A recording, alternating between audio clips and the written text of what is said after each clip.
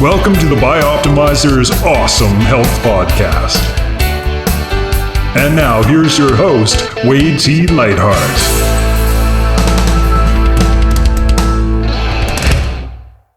Want awesome health? How about doubling your energy?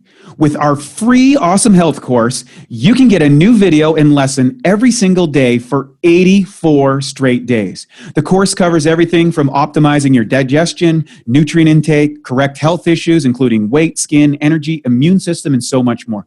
The course could easily be worth $200 or $300 for, and yet it's 100% free when you go to bioptimizer.com. That's bioptimizers.com. Once you're there, just enter your name and email to get the first 3 phases of the Bioptimization report. You'll get the report immediately and begin getting your video lessons each and every day from there on in. Good morning, good afternoon, and good evening. It's Wade T. Lightheart from Bioptimizers with another edition of the Awesome Health Podcast. And I've been waiting for this one for a long time because we've been able to corral my good friend, Paul Chek, a true living legend and probably one of the most influential people in the health fitness space. But a lot of people don't know some of the deeper truths that we're going to reveal. So if you're in the health and fitness industry, you're going to love this because Paul has been able to move through the highest levels of helping some of the most influential and famous people in the sports health industry. But there's a deeper philosophy behind it. And we're going to talk about his latest project that he's working on, which is called Spirit Gym. We're going to get to that in a minute.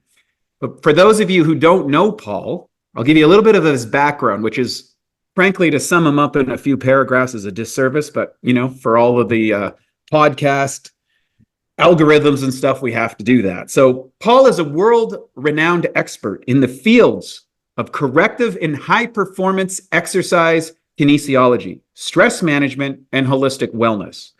For 40 years, Paul's unique integrated approach to treatment and education has changed the lives of many of his clients, his students, and their clients.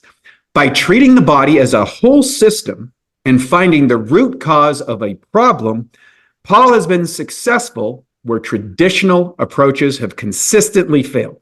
Paul is the founder of the Czech Institute based in California and the PPS Success Mastery Coaching Program. He is also the host of the popular podcast Living 4D with Paul Chek. His latest book series, Spirit Gym, is due to be released in the spring of 2024. And he joins us from his mountaintop hole, as all good wise gurus live on the top of a mountain. And here he is today to join us. Paul, welcome to the show. My pleasure. I'm always happy just to hang out with you. So if it's on a podcast, great. If it's in the rock garden or the cold plunge or the sauna or the gym, I'll take it all. Yeah, and I think that's what separates you from, say, a textbook expert or a professor at a university that, you know, has garnered a lot of experience, is that there is an aspect of living 4D, kind of what you've kind of collapsed the fundamental principles into some ideas that you expand. And I think you've got over 15,000 pages of educational materials and Paul Chek Institute. Yeah, in the Czech Institute. Yeah, there's course manuals and all over that, over 15,000 pages of material that the academy students will cover. And generally it takes most people 5 years to complete the academy. And it's probably, I mean, I haven't come in contact with anything as thorough or as deep, and it's a combination of physiology, psychology, metaphysics, emotional awareness, and, you know, kind of the call of the soul in kind of what we're here to do on the planet. So for those who haven't heard about you, can you tell me a little bit about your background, how you got started through school, your military career, and then what led to you creating the Czech Institute in the first place? I think probably the first thing to begin with is that my mother became a yogi when I was 12. My father died when I was 8, and then my mother remarried, and my father was a special effects man for Universal Studios, but he also had a degree in agriculture, and they wanted to get out of Los Angeles and start a farm. And they had friends on Vancouver Island that encouraged them to come there. And it turned out that they had what's called a homestead program. And so if you qualified, you could basically lease government land and you could buy the building. So you'd kind of own your own house, but the land was in a green belt. So you can't do anything with it except improve it. You can farm it. You can't just clear cut land and things like that. So we had a 142-acre sheep farm. My parents had a woolen factory. And so we converted a very large barn into a woolen factory. We had cows, pigs, chickens, horses, goats. We had we sold produce from our garden in the summertime. We had a firewood sale business. So it was a full working farm, 142-acre farm. And so that was really my foundation. Prior to getting to Canada, we had a pig farm in Idaho for 3 years. Then we pit stopped in Cottage Grove, Oregon, where my father was selecting key sheep because the specialty was crossbreeding sheep to produce black wool, which is quite rare. And there's a very large tourist trade on Vancouver Island where the Haida Indians largely would buy the wool from my parents. And our sheep were producing a lot of natural black wool, which is a specialty sale item for them. And so through this experience of being on, a pig farm and then a sheep farm and a working farm, and pretty much living off the farm. We didn't really have to get much from the store. And there was times when finances were very tight and we pretty much had to live off the farm totally. And we slaughtered our own animals. We milked our own cows. We made our own cheese. We made our own ice cream. We pretty much, I grew up in this very kind of a modern Amish type environment. I mean, not totally Amish, but very self-contained. And so I learned about what it takes to care for animals. My father with a degree in agriculture, I learned planting and harvesting and, everything that's involved in that. And I kind of grew up in an alchemical reality where I could see the effects of the wind. I could see the effects of the rain. I could see the effects of the summer heat. I could feel the winter very strongly, especially being a Los Angeles native. The first year we lived there, we had 8 feet of snow. So I was in shock, I was like, whoa, this is cold. And, as a young man, I had to move my emotions somewhere. My father was not an easy man. My stepfather was not an easy man to be with. He was extremely, militaristic, almost like it was like being in a prison camp. He had no sense of play. From the time I was 8 years old, I had adult responsibilities and there was consequences for not meeting them. So I really learned how to work. I learned a lot about animals. I learned a lot about farming and the soil. And I carried that consciousness into my career as an athlete. I was always really competitive in athletics because it was the only way I could let out my frustration and my anger. So I began boxing at age 12 and then kickboxing, and I studied in Taekwondo for several years, and then I did mixed martial arts. And I was also a competitive motocross racer, a drag racer, and a stock car racer. So I had a diversity of outlets. And I think really what happened for me that made quite a shift in my awareness was when I was a competitive athlete back in the day. I don't know if you remember when Robert Haas wrote the book Eat to Win. Mm-hmm.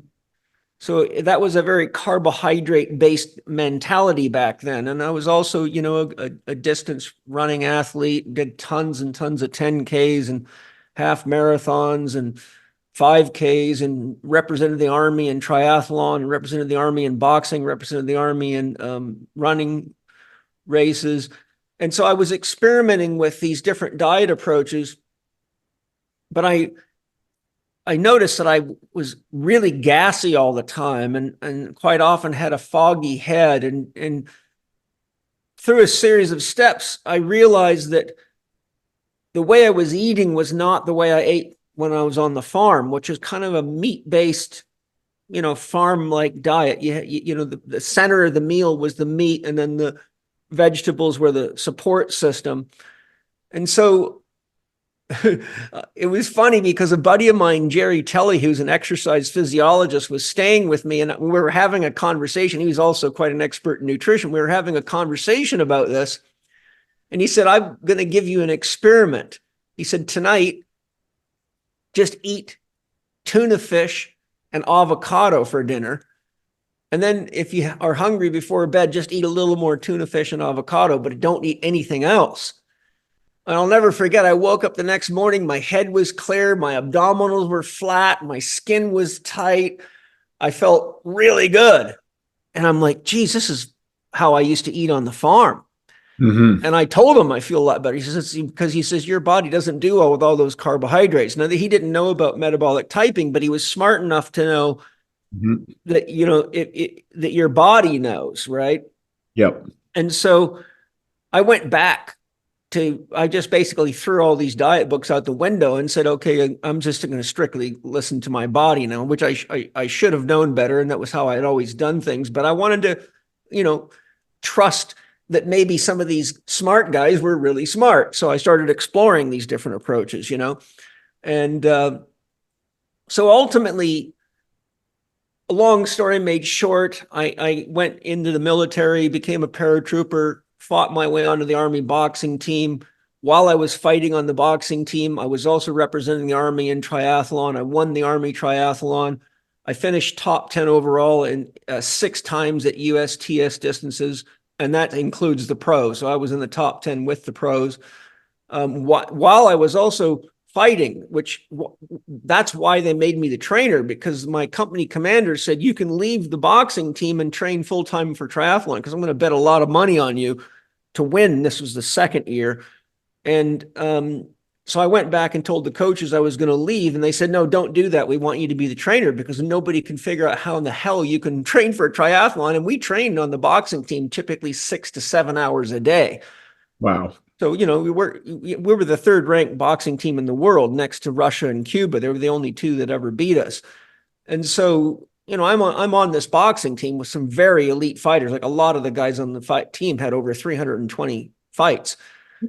And so, these are like 19-year-old guys been fighting since they were 8, doing like 50 tournaments a year, And Evander Holyfield used to come train with us, for example. Albert Wheeler, our top lightweight, grew up with Evander Holyfield. They were best friends. And so Holyfield used to come. James Bone Crusher Smith used to be the Army heavyweight champion. And he trained with us. The famous boxing trainer, Emmanuel Griffiths, was Bone Crusher's trainer. And he was in the gym all the time. And I became Bone Crusher's massage therapist before I left the military. And so I took this sort of holistic background I had. And like I said, my mother was a yogi, so we were always like very organic and clean. And I had been introduced to Yogananda's teachings at the age 12. When I was 15, I went to summer camp and spent the summer with the monks and learned more meditation and got deeper and deeper into Yogananda's teachings, and had a lot of great learning with the monks, which was really soothing to me because it healed the fear of God and the pain I had from Christianity, which I found very torturous to my childhood soul. So I finally, left the military, and I realized through my 2 years as the trainer of the Army boxing team, the team doctor was an osteopathic physician. And one of the first things he noticed, I started doing massage therapy for the fighters just because I had this intuitive sense I knew what to do. I read a couple of books on sports massage therapy, and I had gotten so sore from boxing and training for triathlon that I pretty much just begged my wife. I remember buying a bottle of baby oil or something and saying, just do anything, rub me. I'm so sore. I mean, I'm like a walking wreck from all the fighting and all the training. And it helped me so much, it blew my mind. I mean, it really enhanced my performance, even with her not having any training. And as a kid, I had asthma, and my grandmother used to massage me, and she was the only one that could take my asthma away. And so somehow I'd imprinted my grandmother's touch inside of me. And so when I started working on other athletes, they would always make comments, but the team doctor, within a few months, he said, Paul, whatever the hell you're doing, it's working, because the injury rate's going down really fast and these fighters are performing better than I've ever seen them perform. And the coaches all noticed as well. So that was the point in my life where I really realized that I was actually the most happy when I was doing things to help other people accomplish their dreams and their goals. And it was actually more rewarding for me to do that than it was to just keep winning boxing tournaments. I kind of found myself going, if I have a choice between fighting and being the trainer, I'd rather be the trainer because it's more fulfilling to me. And I hated having to starve myself to make weight all the time. I fought at welterweight, which is 147, and my natural walking around weight is at that time was 166, and I was only about 7-8% body fat. So to get down to welterweight took me 3 months of very careful starvation under heavy training load. And so the mental stress of having to live that way, I was ready to just leave that behind. So it was really quite a melting pot. So I spent 2 years, and the Army gym, the boxing gym, Callahan Boxing Arena, was the headquarters on Fort Bragg, which is a very large military post, 80,000 soldiers. It's like a city. And that was the headquarters for all the Army sports predominantly. So I had track and field athletes, I had power lifters in there, I had everything. And I had guys in, Delta forces there, the special forces is there. So I had all these guys, and the word got out, and I had people coming to me from all over the place. It was all kinds of problems. And so I really mixed weightlifting with massage therapy and stretching. And I had been very active physically all my life. So I started teaching aerobics when I was about 18 to make extra money on the side. And I kind of taught this real intense aerobics class that people liked. It was a mix of calisthenics and kind of aerobics, but it was hardcore. I mean, I was pushing people to the limit. And I was a highly conditioned fighter. So, I used to take it as my honor. If you want to get your ass kicked, then come to my class. So I had all sorts of badasses in there, men and women, just trying to, we do each other in. And so, I reached this place where after 2 years, I got to spend a lot of time with the team doctor learning about all sorts of things, but really how to take care of acute injuries. We had shoulder separations, a lot of broken ribs, a lot of broken noses, a lot of concussions. And we were also doing a lot of other types of training, a lot of running. So we had every kind of injury, and I had all these track and field athletes coming to me because the word got out. And so I got this 2 years where I got a tremendous amount of exposure to a lot of really top-notch athletes and a lot of injuries. And I had a medical doctor there who was actually an osteopathic physician to bounce things off, and he would talk to me. And it was really cool because he gave me a lot of respect because he saw right away. And I also was put in charge of their nutrition.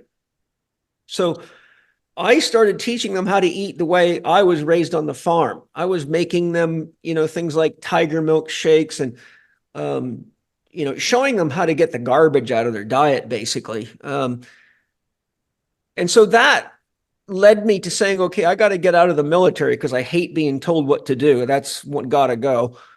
And so I scanned the whole country. I actually went to a librarian in the Army and said, I'm looking for the best sports massage therapy school in the world, wherever I have to go. Well, it turned out to be in Encinitas, California. And I used to work for a landscaper. After I went to Yogananda's summer camp, I got a job working for a landscaper. I left school in the 9th grade, and my then girlfriend got pregnant when she was 17. So I had to go out and make things happen. And the unemployment rate was very high on Vancouver Island. So I, being an American citizen, rode my motorcycle and went to work in Carlsbad, California, got an apartment on the beach, used to go surfing every morning. So this is before I joined the Army, you see. So when I found out that this best sports massage school I could find anywhere was in Encinitas, California. I was like a kid in a candy store. So I said to my wife, let's move back to Encinitas. You're going to love it there. And it turned out the guy that was my counselor in Self-Realization Fellowship summer camp owned this landscaping business and was building a big house in Elfin Forest, which is a really beautiful area, about 30 minutes bicycle ride from the massage therapy school in Encinitas. And he had a trailer that he had put there while he was building the house. And so I got to live for free in this trailer. So I went to the really top-notch sports massage therapy school, which was started by a lady named Mike Hungerford, who was a Russian trained, 7 years of training, as much training or more as a medical doctor, who built this whole education system. And so I went through that 350 hours of training, and then I did the 1,000-hour qualification as a holistic health practitioner, which allows you to see anybody in California with anything that you want to treat holistically, from mental, emotional to diet, whatever, as long as it's holistic. So it was the perfect license for me because I didn't have the confines put on physical therapists, chiropractors, and all these other people. I just kind of had this open table. If it's holistic, I can do it. So I built my business out of a combination of corrective exercise, conditioning, sports massage therapy. I went through all the training to become certified as a neuromuscular therapist, which is clinical massage therapy, which is quite intense training. And then I just started studying everybody I could study all over the world. I was making quite a lot of money. By the third year out of the military, I was making over $100,000 a year. And so I had enough money to actually invest to travel all over the world. So I probably spent the next 16 to 20 years looking for the best experts in the world, going to them, studying with them, mastering what it was that they taught, looking for the weak spots. But the thing that I did that's very unique is that because I was taking training from physical therapy experts, from chiropractic experts, from osteopathic experts, from physiatrists and medical doctors like Vladimir Yonda, I went to the Czech Republic and did advanced training in the Czech Republic. I studied with Carol Levitt, who was one of the pioneers of the musculoskeletal medicine system and was an expert on the integration of the glands and the organs in the musculoskeletal system. So I learned all the internal systems through his training and teaching. I studied Feldenkrais therapy. I did 100 hours of training in Feldenkrais. I mean, the list is very long. And so what I did is I was also taking on the most complicated cases you can imagine. I mean, everybody from the best athletes in the world. I worked for countless professional sports teams and militaries and major corporations and Olympic committees and Olympic development teams and university sports teams. I mean, once I started writing articles for big magazines like Muscle Media 2000, Muscle and Fitness, all the big ones, then the floodgates just opened. And then what I did was I would have patients come to me and I would have all these different mindsets from taking all this training, but I kept seeing, okay, well, these people are totally ignoring the glands and the organs. And these people over here, they might be really good at glands and organs, but they don't know a damn thing about diet. And I was tracking all my patients. And one of the things that blew my mind, Wade, is when I actually came across Bill Walcott's book, The Metabolic Typing Diet, and started testing all my patients and realizing that hardly anybody was even close to their metabolic type based on the test that you could do, which was a starting point to where to begin fine-tuning their diet. When I started doing metabolic typing and then switching people to organic food, it was so much more powerful. I had spent years studying Jeffrey Bland and the nutraceutical approach, and I had a very comprehensive system where I had supplements I used a 400-question health appraisal questionnaire that tested all the systems of your body. So if you scored high in the liver, there was key supplements designed to lower your liver stress. If you scored high in kidney or nervous system or heavy metal detox or whatever. So I had a very elaborate system based on an evaluation. Plus I did all the structural evaluation and a intake of their life process and what was going on in their life. So I had a real fine-tuned system of feedback. And so, for example, I would do a health appraisal questionnaire when you came in and saw me. Then 4 weeks later, I would do another one. And so I would notice that these supplements weren't taking their scores down at all. If anything was helping, it was the massage therapy. But when I switched to organic food and got people eating right for their metabolic type, I saw scores dropping faster than I've ever seen in my life. I felt their tissue changing right in my hands, their flexibility improving, inflammation decreasing in their body, and all sorts of symptoms that they weren't even coming to see me for. For example, they might have had sexual impotence, or they might have had heartburn, or they might have had any number of things that wasn't what they were seeing me for on the physician's diagnosis. But then they would say, well, whatever we're doing, it's getting rid of this and it's getting rid of that. And, my hair's growing back and this crazy stuff. And so I realized if you give the body the resources it needs and you identify what foods it doesn't like, it has an immune reaction to, or it's got an allergy to. So I studied functional medicine for 3 years with one of the pioneers he is the pioneer of salivary testing, Bill Timmons. He passed away, but he founded BioHealth Diagnostics. So I did 3 years of training with him and did lab tests on everyone. So I had a really sound system of analysis. And so in a nutshell, what I found is that people did not know how to look at the person as a whole person. If they were a musculoskeletal expert, they always looked for the problem in muscles and joints. If they were a doctor that was a specialist in the nervous system, then that's the only place they looked. If they were chiropractors, most of them, had to be a joint issue, and they were supplement junkies, but they would not look, for example, at the visceral connection to the musculoskeletal system. Even though they're trained in that, they would overlook it. It was always amazed me because I used to lecture in Los Angeles Chiropractic College, and I've lectured in osteopathic schools and medical schools. And so I know what these guys are taught because I would read all their manuals and their journals. I subscribed to 35 journals for many years and paid researchers and readers to look for key information for me. And they would give me reports every month, which was abstracts from all these articles, all these journals. And then I would say, okay, bring me that article, bring me that article. I probably spent $30,000 a year just paying researchers because I found I could learn faster that way. So the point is I had my fingers in a lot of different journals so I could see what was going on. But I repeatedly found people had too narrow of a vision, and there was so much territorial infighting in the medical community. The chiropractors and the physical therapists hate each other. Most doctors hated chiropractors. Chiropractors hated doctors. Physical therapists didn't want any chiropractor doing what they do, and the chiropractors didn't want. It was just like this endless battle, which for me was perfect because they didn't know what to do with a guy that was a holistic health practitioner. How do you hate someone that you don't even know what they do, right?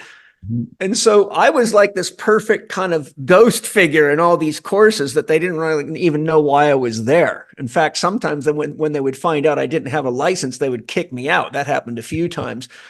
And I would say, oh, isn't it funny that the guy that was answering, the only one in class that could answer your questions is the one getting kicked out. Mm-hmm. And so they would, so a lot of the instructors would apologize, say, it's not me, it's all these other people complaining, but if I could train you myself, I would. And so I said, fine, I'll hire you privately. So I would pay some of these people privately to give me the training.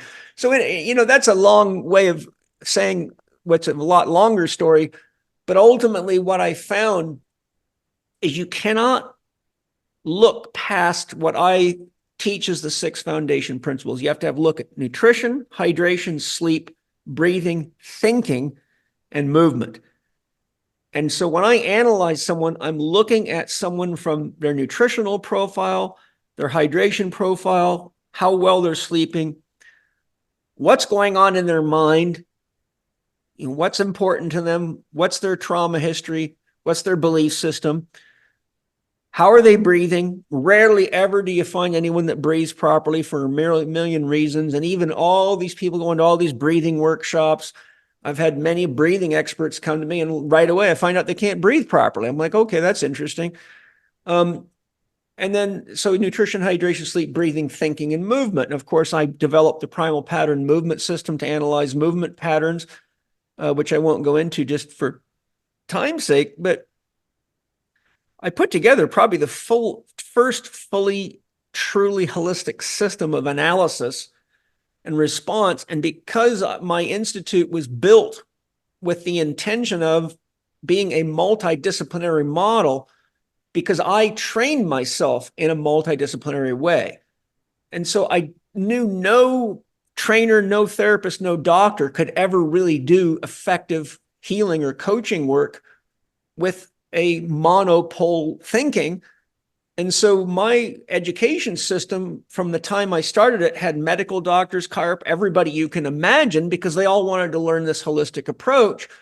And so what I did is I taught Czech professionals, if you don't have a license to manipulate, then here's how you recognize when somebody needs it. So the chiropractors in the class would pipe up and say, oh, yes, this, this, and this. And when we're talking about various diseases, the medical doctors in the class would chime in. So everybody was learning how to look through the eyes of each other's strengths. So Czech professionals, when they graduate on their test, I have 19 different types of health and medical professionals. And I ask you, how do you know when you need to refer to this type of person? So they actually have to tell me how to know when you need a Feldenkrais practitioner versus an Alexander practitioner versus Pilates or versus yoga versus a neurologist versus an endocrinologist, etc. So that I can guarantee that they're not going to try to be a one-stop fix-all. All of these complex clients I worked on all these years, first thing I do when I look through the person's chart, I say, okay, you need this psychologist. We need to take you into some hypnosis to look back into your childhood or your sexual trauma to see if we can get that healed, because that's a real issue. You need to go to this neurologist to have a nerve conduction study done, because I can see in your x-rays here, you've got compromised nerve roots, and I need to see how bad that is. So I would always basically be like the air traffic controller. And whenever professional athletes would come to me, I would only work with them on one condition. I'm the chief that runs the show, because I had all these doctors that were fighting with each other and would be territorial and say, oh, you can't do this, you can't do that. And I couldn't work with these people because there was too many chiefs and one confused Indian. And so I said, after a while, I said, I'm the one that makes the shot. So I'll tell you which doctors to stay with, which doctors to let go. I'll tell you when you need a better doctor and I'll find one for you, or I can't work with you. And so they all agreed to it. And so I basically became case managers. But the key point I'm driving at is I wasn't the one doing all the fixing. I was the one that had a system of evaluation that was good enough to identify who we needed on the team, or this person was never going to get back to optimal athletic performance or get off workman's compensation or heal. So that's kind of the shortest way I can tell you that. Well, that's spanning, many decades of experience right there. So that was pretty good summary of a complexity of things. A couple elements that I think is really important for today's, listener. And there's a disadvantage that the technologically advanced world has. And Thomas Sowell, I think, summed it up best. He's one of my favorite American philosophers. And he said, most of the bad things in life have occurred through the ideas of very smart people. Yeah, true. And oftentimes, persons within common ground elements, some farmers, people who work with their hands, who do construction, that actually have to make things that work, actually produce something. They don't produce ideas, as Thomas Sowell says. Is like they produce ideas. That's their product. People, common elements, folks, as they're oftentimes commoners, they have to produce things that work. Yes. And there's an element of truth and clarity that someone who is in touch with farms or in early life, like you said, the confluence of what does the sun do? What does the water do? What does the land do? How do things work? And then of course, you're in an ecosystem and you learn from other farmers. Well, you know what? My tomatoes aren't growing up. Yeah. And you've got great tomatoes. What are you doing to get the great tomatoes? And I was like, well, what seed are you using? Yeah. Are there any? So you start sharing this element because there's a desire to great tomatoes. And maybe you know how to do cucumbers better than he does. And so there's this common exchange. I noticed this with my mom. But the underlying theme is that the essence are you have to produce something that works or you starve. Amen. That's the bottom line. and you can't finesse something that doesn't work into some sort of version that does. It's pretty obvious. You either grew the tomatoes, you either got black sheep, or or the house fell down, or it stayed up. Like these are the world that most people, they're not ideas, they're actually products that assist us in living. Yeah. And I've noticed the same thing as well, that it's very difficult to overcome one's bias, especially the greater level of expertise that you develop in that field. So if you're used to being the smartest person in the room all the time, that eventually becomes a handicap, and you don't want to go to rooms smarter than you because you're more, and you'd rather try to bend the world to your idea as opposed to become flexible and open up and expand your mind. What do you think is the element that stops an expert, in any of those given fields from truly embracing what it is to be a Czech practitioner, which is this level of assessment? Like what is that? How does someone transcend their own competence? Well, I think, there's an old saying, you see what you treat and you treat what you see. If all you got in your pocket is a hammer, everything looks like a nail. And what I would find with patients is, I would get people come to me with 2 huge medical binders. It would take me a week to read through these things. I'm talking like they're falling apart. I'm talking 10 years of surgeries and tests. And I would always be amazed that they would go see a neurologist and he would say right in his reports, I'm not sure what's wrong with you, I'm referring to you, and he would refer them to another neurologist. And this would go on 10 times. I've seen chiropractors refer to 10, 12 other chiropractors. So it's kind of like a good old boys club where they want to keep the money inside the family. And they also really believe that it's got to be something within their genre because they think that's the end all and be all. I mean, it's where you get associations and, the chiropractor association, the psychologist association. Yes. And then there's levels of eliteness within that, when those, yes, but it's still a derivative of the same. Yes. It's the same mindset. Same mindset. We've got all the answers in this one particular field.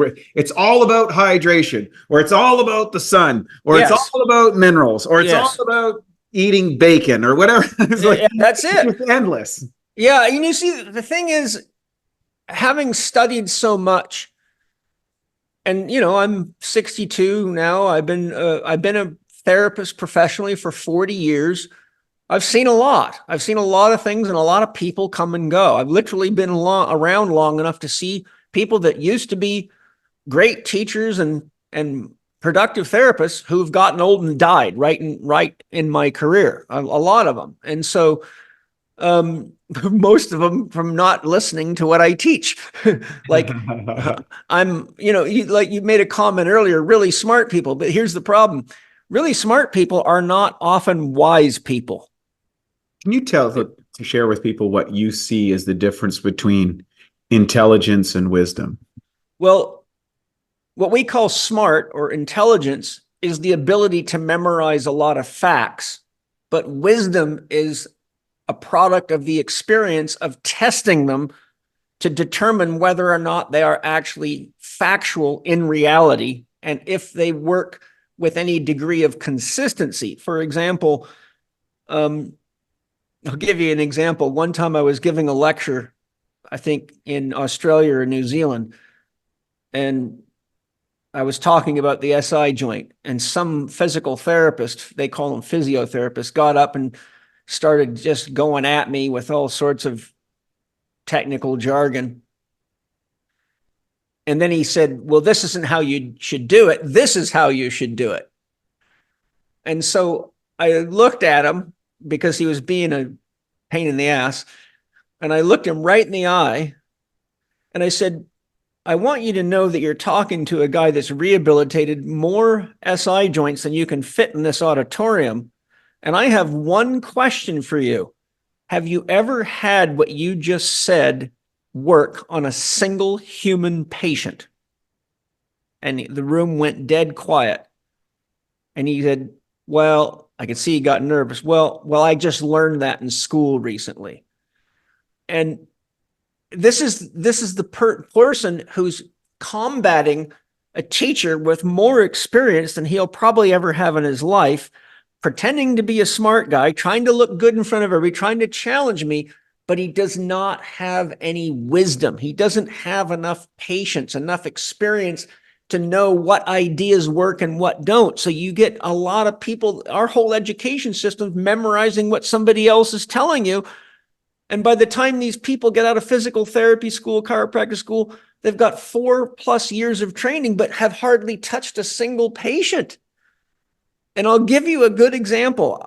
The physical therapy clinic I worked in San Diego for 4 years was the largest one in San Diego, sports and orthopedic physical therapy, which is also a surgical center. So there's 13 orthopedic and neurosurgeons. We have our own surgical center there and a complete rehab center. And it was, several, thousands of square feet, big operation. And they were an internship site for physical therapists who were graduating, because you have to do 3 internships at the end of your physical therapy, usually one in a burn ward, one in a neurological ward, and one in an orthopedic ward. And we were an orthopedic ward where they would send these students for their 3 months internship. And because I had such a unique approach, the owner of the clinic always made these new students spend a couple of weeks shadowing me. And I happened to walk into the Bay Area where we write all our notes and had all our desks. There's 22 physical therapists and athletic trainers, so it was a big place. And the intern there was talking to the senior physical therapist. And as I walked in, she said to him, and it was actually a friend of mine too, how is it shadowing Paul? And the guy looked at her and said, the stuff he's doing, we never learned in physical therapy school, but it's amazing how effective it is. And I can't figure out why we don't learn about trigger points and why we don't learn about friction massage and all these approaches to mobilizing fascia, this Rolfing stuff that he does. And one of my buddies who had a master's degree in sports physical therapy and a master's in orthopedic physical therapy, so he was degreed to the top. He had what we call the positive alphabet soup sign, all these letters behind his name. He interjected into the conversation and he said, here's the problem. Well, we're in school learning how much water is displaced when you stick your hand in a bucket. Paul was out in the field learning what really works and what really doesn't work. And so that's it right there, right? It's a bunch of theory and a bunch of stuff to get $60,000 out of your pocket for a few years, leave you with a huge bunch of bills, but you never actually spend time in the trenches working with guys that have a lot of, or women that have a lot of experience dealing with real problems in real people's lives where they have real constraints, which is why I built my system of program design factors. Whenever you're creating a health program or an exercise program, there's 5 factors you've always got to look at. 1, what is their level of willingness to heal? 2, how much time do they actually have? 3, how much finances do they have?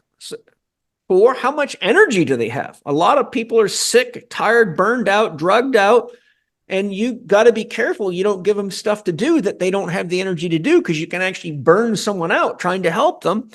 And what resources do they have available so that you don't give them things to do or buy that they can't afford or can't use, or like if you tell someone, I want you to go to a gym, but there's no gym for them, or they can't afford one, then it's a useless approach. So I found that most professionally trained people do not pay attention to willingness, time, energy, finances, and resources. And if you don't look at those things, you can write the smartest program that doesn't work for anybody. And I'm guilty of doing that. It took me, and I'll tell you how it happened for me that I had the big wake-up call. I had a lady who came to me with a lot of really serious problems.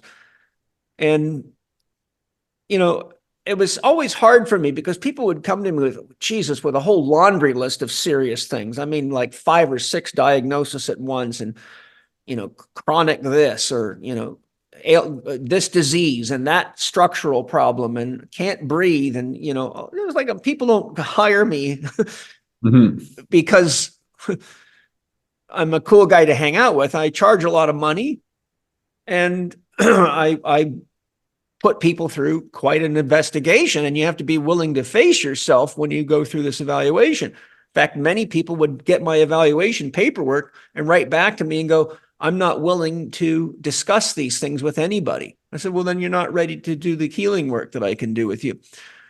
So anyhow, I wrote this program for this woman, really trying to help her because I could see she was really in a tough situation. So she came back for a follow-up visit after I'd given her program. And I said to her, how's your program going? She said, well, Paul, when I can find the time to do it, it works really well. But the problem is my husband's pissed off at me, and so are my kids, because the only time I can do the program is in the afternoon. And it's taken me about 2.5 to 3 hours to do all the stretches, all the mobilizations, all the exercises, and all the other things that you have designed for me to do. And though I'm feeling better, my family life is falling apart. Mm-hmm. And I sat there in shock. I'm like, wow, you know, I just realized I did not write her the best program. I wrote her the best program technically, but I didn't write her the best program functionally. And so that experience pushed me back into myself, and it really was an ego check for me, because I used to pride myself in writing better programs than NASA could develop. And I've worked with F-14 fighter jet pilots. I've worked with Delta Force, Navy SEALs, all of them. And so, you know, these guys are all telling me these are the best programs ever. So I kind of had gotten a little bit too full of myself, but this woman put me in checkmate. And so I said, okay, here's what I've got to do. I've got to do a thorough analysis of what are the key factors you have got to address before a program can be effective. No matter how scientifically correct it is, if it cannot be implemented, it's useless. And so that's what ultimately led me to identifying these 5 program design factors.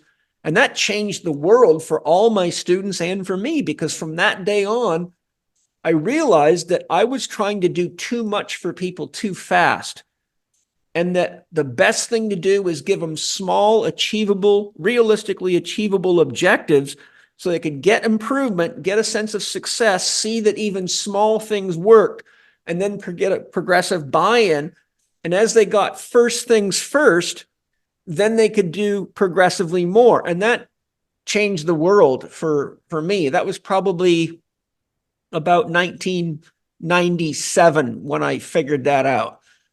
And so that really helped me and a lot of people tremendously, especially Czech professionals, because my first, I started the Institute in 95, so it took about 4 years. By the time my first students graduated at the top, they could assess someone for 8 hours straight, because, you know, it's a lot to really understand and assess the human body. It's very technical. And so they would come to me and say, Paul, I don't know what to do. This person's got like 25 serious things wrong with them. Their teeth are rotting. They've got degenerative disc disease. They've got irritable bowel syndrome. They've got severe hormonal imbalances. They've got heavy metal toxicity. They're in a completely messed up relationship. They hate their job. Where do I begin? And so that's when I really realized I had to develop a model as well, which was the 4-doctor model, so that they could harmonize and synthesize this down to just a few key categories and principles. And so the 5 program design factors and the 4 doctors became how I take all this data and filter it down into what is the most important first thing to do. And of course, there's a philosophical side to the 4-doctor models. It's a physical, emotional, mental, and spiritual approach. So as they go through the training, they learn these doctors deeper and deeper and deeper. And that made the world a difference, because even my own top instructors, and I mean, one of my guys at the time was a physiatrist at the Mayo Clinic. So I had like some of the sharpest medical doctors in the world in the program. And they too were having problems, because they're like, Paul, I didn't even know the people I was working with were this screwed up until I learned how to assess them properly. But now I got 50 things. I don't know what to start with. That's also why I developed the Czech totem pole, to show them the order that you got to go in prioritizing what you're going to address first, because the Czech totem pole shows you which systems in the body actually have control dominance over which other systems. So just because your low back hurts doesn't mean that's the problem. It could be your teeth aren't fitting together, or your atlas is out of place, or you've got a visual dysfunction, or an inner ear dysfunction, or a breathing pattern disorder, or the psyche's got an issue. So these are just a few examples. So once the totem pole was in place, the 4 doctors were in place, and the 5 program design factors, now my students worldwide were much, much better at dealing with all these complicated cases. And, I got to the point where people used to always ask me, what should I take? What should I take? Because that mentality is still alive today. And I said, don't ask me what you should take. Ask me what you should take away. Right. Because I found almost all the things that were causing problems were things that they were doing to themselves. Almost all of it backed by science. Thank you for that share, because I think you kind of identified through your own history a key element to answering the question of narrow-minded focus of expertise. As you develop competency in a given area, the more likely that you are going to defer to that competence because it's convenient and there's a lot of success in there. But I'm going to get into the psychological. I want to transit into the psychological, because we talked about the physical side, and you've got 15,000 pages of information about that stuff. For those people, we'll put some links in there if you want to become a Czech practitioner. And if you're in the health and fitness area, or you're into human performance, if you're not doing the Paul Chek system and understanding, you're really taking the circuitous route to wisdom. In regards to wisdom, I want to talk about the psychological components before we transit into the spiritual. And one of my, I listened to a couple things, and I'll follow this up. First off, you identified something really clearly that Thomas Sowell said: there are no solutions in life, only trade-offs. And there's a trade-off for everything: time, energy, resources, etc. Yeah. Okay, but when you're talking about the psychological, and my girlfriend's studying her PhD, and what's really ironic is they don't study the classic psychologist anymore in psychology. And so you get people like Jung, who transcended Freud and his universal consciousness idea and the integration of the shadow. And some of the best psychologists I know talk about shadow work, and you talked about your own frustration, and almost every athlete channels the frustration and anger into the drive for performance. Yeah. One of the concepts that I find interesting that I just heard recently in psychology, and this is all correlated, was I was listening to a Jordan Peterson interview, and he was talking about, he's a big proponent of the big 5 personality types, but he referred to recently a new personality type that they will probably get integrated into the big 5, into the big 6. And so he said it's a hexonic personality type model. And inside of that, the idea was the cultivation of honesty and humility as a key personality component that allowed transcendence. Mm-hmm. And so what you're talking about here is, whether it was the expert with all the letters, your own journey saying, well, okay, like, do I have enough honesty and humility to address that this isn't working for this person? And maybe there's something, the meeting of this obstacle or this challenge is an invitation for me to learn something new, but I might have to go outside my comfort zone and go on a hero's journey, essentially, to figure out how to slay this particular dragon in service to mankind, because that's ultimately the motivation. Based on coaching, you got more out of helping other people than winning trophies, titles. How do you incorporate the psychological components of health and performance and feeling good about yourself and living your best life as a human inside of the Czech philosophy. And now for a Bioptimizers fixed digestion tip: supercharge your protein shake. Everyone knows protein shakes are a great way to sneak in extra protein, build more muscle, even replace meals and burn more fat. The problem is the highest quality protein typically absorbs at around 40%. One way to fix this and dramatically increase how quickly and effective your protein shake digests is to add 2 to 3 capsules of masszymes into your shake. One research study showed that pre-digested protein during a meal increased muscle growth significantly. To take advantage of this, just blend the open capsules into your shake, and within 15 minutes or less, the enzymes will have begun to break down the protein into amino acids. This can make your shakes at least 2 to 3 times more potent. Some people do this and sip on their shake while lifting to provide their muscles with a steady stream of amino acids during their workout. To save 10% on masszymes, use the code SHAKE10, that's SHAKE10, at masszymes.com. That's SHAKE10 at masszymes.com. Well, I think the first thing to address is psychology, by definition, is the study of the soul, but very little soul is in psychology. Mm-hmm. The other problem, as Daniel Siegel, a psychiatrist, made very clear in his books and in his many, many lectures, is that he went to psychiatry and psychology conferences all over the world, and every time they were discussing the mind, which is what psychology is about, he would raise his hand and would ask, could you please define what the mind is? And not a single person could do it. Not any psychiatrist could do it. Not any psychologist could do it. So he put 40 people together that he chose as brilliant minds and said, we've got to define what the mind is, because psychiatry and psychology they're lost because we don't really know what we're dealing with. And so he through a series of, refinements, came up with a working definition of the mind, which I think is very true. And I'm sharing this with you because it is really the basis of what we're dealing with the psychological aspects. Mind, an embodied and relational process that regulates the flow of energy and information. Can you say that again? Mind, an embodied and relational process that regulates the flow of energy and information.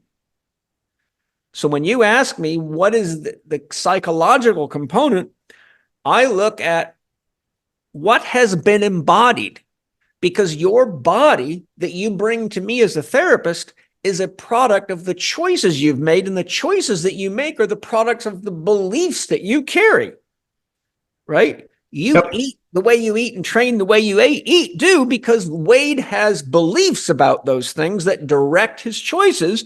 And wherever we have beliefs, they produce conscious or unconscious values, right? Yep. So we're always using a conscious or an unconscious system of values that's expressing our beliefs to make the choices that produces the actions that produces the outcome that we wear or we experience in our life. So first, mind is an embodied process. If you didn't have a body, you wouldn't know you had a mind, okay? Not unless you're a very evolved spiritual being. It's a relational process. You cannot have a mind without a subject-object relationship, right? Like, if I don't have something to think about, there is no mechanism for the transfer of thought itself. Mm-hmm. So if I'm thinking about my bills, or I'm thinking about why my neck hurts, or I'm thinking about how to pass my exam, the subject, the student inside of you, is always looking at an object. So the mind actually operates on the principle of duality. Yes. So right away, you have an is-isn't. Mm-hmm. Wherever there's an is, there has to be an isn't. If behavioral psychology is the best way and you believe that, it means Jungian psychology isn't. So right away, you've already created a problem for yourself. Mm-hmm. Okay. So the key point, mind is embodied and it's relational, means there always is a subject-object relationship.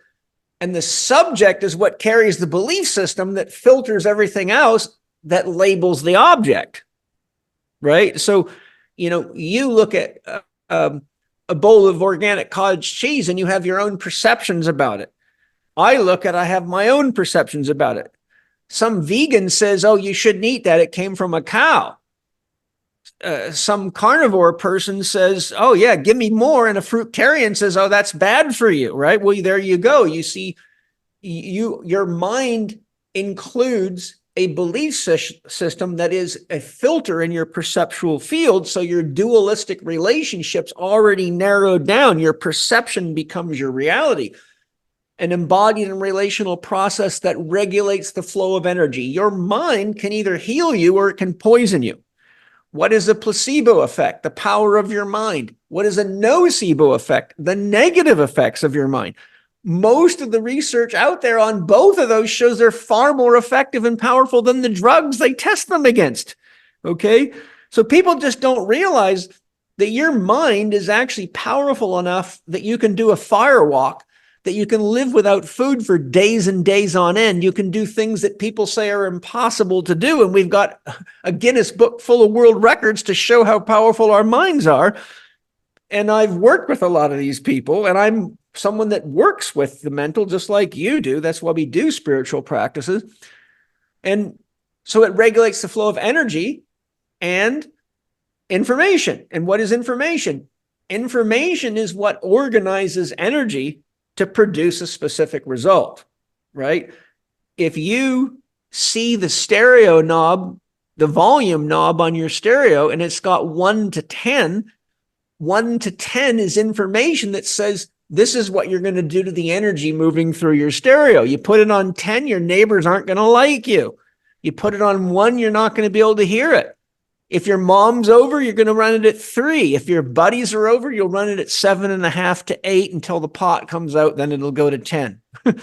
Right? So when you really understand that the mind is an embodied and relational process that regulates the flow of energy and information, and then you realize that's information that directs how we engage and utilize energy, then right away I have to start looking into, what do you believe? What's the religion that's guiding you? What's your beliefs about food? What's your beliefs about sex? What's your beliefs about money? And so ultimately what I have to do as a therapist is I have to construct your personal mythology. Because quite frankly, to put it simply, religion believes in a God that there's no objective proof of. And of the 37 competing theories of everything in science, none of them can make an objective claim as to how it all got started. So paradoxically, religion and science are not on any better footing than either of them. It's just people believe what they read in books and take it as fact. All you got to do is study the biographies of Richard Feynman, and he talks about all the tricks they do with mathematics and science to make things work out the way they want them to work out versus the way they really do work out. Here's a perfect example. There's a process in physics, especially quantum physics, called renormalization. Why? Because oftentimes when people like Paul Dirac, Stephen Hawking, and many others did equations to find out what the total mass of the universe is, it kept coming up either as infinite or zero. Mm-hmm. And they said, well, there's nothing you can do with that. How could that possibly be? That's the problem with quantum physics. Quantum physics says there's nothing here. Well, it's essentially the argument of a particle versus a wave. Exactly. But right? we do have the collapse of the wave function, right, was from the singularity into the multiplex of what is evolution. What collapses the wave function? Your mind. Correct. And what quantum physics showed is it's impossible for a scientist to get an objective outcome if they have any preconceived notion of what the outcome will be, because they cannot extract themselves from the equation. Double slit experiments showed that. If you're looking for a wave, you'll get a wave. If you're looking for particles, you get particles. And so and that was where Einstein got stopped, because he says, I refuse to believe that God plays dice. Right. Yes. And he just couldn't take himself past the Newtonian paradigm of physics of A goes to B and B goes to C, but nobody knows who shot the first pool shot. Yes. So you see, the point I'm driving at is that ultimately there is nothing more powerful than your own story. Mm. There's nothing more powerful. I cannot do effective therapy unless I know your story, because it's like pretending everybody's a robot and I'm just fixing robots that have normal software.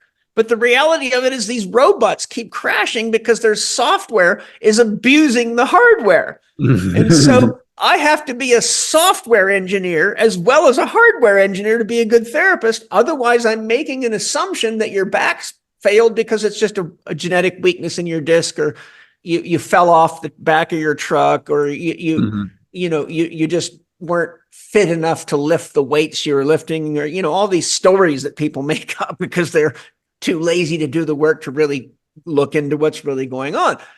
But to bring this into a very important point, Rudolf Steiner said something very profound. Well, he said a million things that were very profound, but one of the things that he said that struck me as a therapist, because it matched my personal experience, he said, whenever you're working with people that have any kind of chronic pain or ailment, you must, as the doctor, always find out what their secret story is. So here's an example of a secret story. I've had many people that have been married for 15 or 20 years or 30 years. I'll give you a case history. I had a guy come in with chronic back pain that wouldn't go away. And this guy was a multi-millionaire. He could afford everybody and anybody. And he, through a series of events, found out that I was the guy for all these riddles. Okay. I did my analysis on him. First, I did an orthopedic analysis on him. He had nothing wrong with him. I had MRI scans. I had everything. I did every orthopedic test under the sun. He did not have an orthopedic problem. But when I looked at him through the eyes of the 7 chakra system, I went right to the root chakra, because that's where all 5S1 is the root chakra. And I investigated his beliefs about money and safety and security. So first chakra is safety, security, finances, which is safety and security, tribal association, family, my people, and wanting to belong. So I begin asking him, how's your relationship with your wife? And that opened up a huge can of worms. Well, I found out he'd been married for 35 years, had 3 kids, and had never been in love with his wife and didn't even want to be with her. I said, well, why on earth are you still married? He said, well, Paul, I'm worth $28 million. And by California state law, I would have to give her $14 million to divorce her. And I sure as hell am not going to do that. And I'm a Christian. And when I got married, I took marriage vows that said, till death do you part. I said, okay, that's interesting. I said, has there ever been a time, because he'd had back pain for like 12 or 14 years, that you did not have low back pain? And his head and eyes went down. He said, well, yes. I said, how long did it last? He said, about a year. I said, what was different? He said, I got so frustrated in my relationship with my wife that I moved to Miami, bought a condo, and began dating other women and having sex with them. Now, his wife never knew any of this. She just knew, she thought he was away on business. But while he was free from his wife and having sex with other women, he had no back pain. Okay. So I said, well, why did you go back and get married or not get a divorce? And then he said, I'm not going to give her the money. I said, so you're playing games with God. Isn't that amazing? You're playing games with God. And you know who plays games with God? The devil. I said, you have made yourself into a devil, but you don't want to look yourself in the eyes. I said, there's only one way for you to resolve this back pain. And I said, if you don't do it, there's no use coming back to see me. See, I could take his pain away for about 3 days because all this emotional energy was trapped in his lumbopelvic region, which would result in trigger points, which then cause back pain. So that's what he had. He had a soft tissue dysfunction because of what's called psychic or emotional mirroring. The chakra system shows you where you hold the psychic energy related to the key themes of our life. And so I said to the guy, look, your wife raised your kids. You were probably never home. You're a workaholic. For God's sakes, you telling me you can't live well on $14 million? I said, if you should give her that money as a reward for putting up with you and raising 3 kids who are all now grown up and gone away. And I said, you should stop playing stupid games with God. If Christianity is not working for you, then change to a religion that does work for you, so you don't have to keep hiding in the closet because all that guilt and shame sitting right in your low back right now. Okay. Now, this is as common as white bread, these types of cases. I could write a 15-volume set of books that is nothing but case histories of this shit. It goes on all day long. Yeah, it reminds me in Dr. David Hawkins' book, Healing and Recovery. And for those who don't know, he wrote Power versus Force and a whole lot of incredible books on the human psyche and spiritual transcendence and the confluence of different religions and philosophies using kinesiological testing as a guidepost into consciousness itself. And he made a couple of the same observations that you did. Number one is that most of the people who are trying to think about psychology actually don't know where the mind is in the first place. So they're looking in the wrong place. Yeah. The second thing he also said, which correlates to what you said, is that all disease stems from unconscious guilt somewhere. In other words, there's a repression of the flow of energy. To you kind of paraphrase what you're doing, that the information that's flowing through you is being bottled up, like plugged up, or not flowing through into to the expression of you as the human being. So yes, there's a variance between soul energy through the psyche that's manifesting into the physical realm. And that's a big part of healing, transcendence, understanding how psychology relates or inform. It's kind of like the filter of spirit to body. Belief systems. So it's like your equalizer. You're turning up the treble, you're turning down the bass. If you don't quite get that right, it sounds like crap. And we call that disease, distortion, whatever that is. Now, really, distortion is disease is really disharmony in the body. Now, just a slight caveat on what you said. That's generally true, but I've had many cases of disease. For example, firemen get a lot of cancer because they're inside burning buildings, breathing very, very toxic chemicals from wiring, burning, and cans of Raid blowing up. And I've had many, many patients with seriously high levels of mercury toxicity from vaccines and other things. And I was one of them. So there are cases where disease is environmentally triggered. But most disease is either a product of our story or a product of inherited family trauma that we're unconscious of is playing itself out through us. So my system also includes looking into inherited family trauma. Yeah, it's a big component. We create these kind of psychological constructs either as an attraction to the environment we grew up to or an aversion, but there's still a response to that paradigm, which creates a construct of how we see the world or how things is. And as you try to fit things into that box, sometimes it doesn't work and you get caught in these loops. Yes. And then when you bring in a partner or you bring in a business partner or a romantic partner or someone, a colleague, you might think you're agreeing to the same things in a linguistic way, but it's actually, there's a misrepresentation of those constructs. And you're like, well, I don't know why Bob's not thinking the way I thought we agreed upon. Yes. You agreed, but these constructs of what that was aren't the same. And it's a real, to transcend the friction in people's personal relationships in psychology is actually to discover your true model and how that interfaces with other people's models and then just refining that in a way that allows you to live in harmony. But as you said, yes, okay, that's psychological. We talked about the physical ailments that can, disrupt the flow of energy. We talked about the psychological elements that can influence, healing and health and vitality and drive and all of its associated part. But there's a new thing, or it's an old thing, concept that a lot of people aren't comfortable going into because it triggers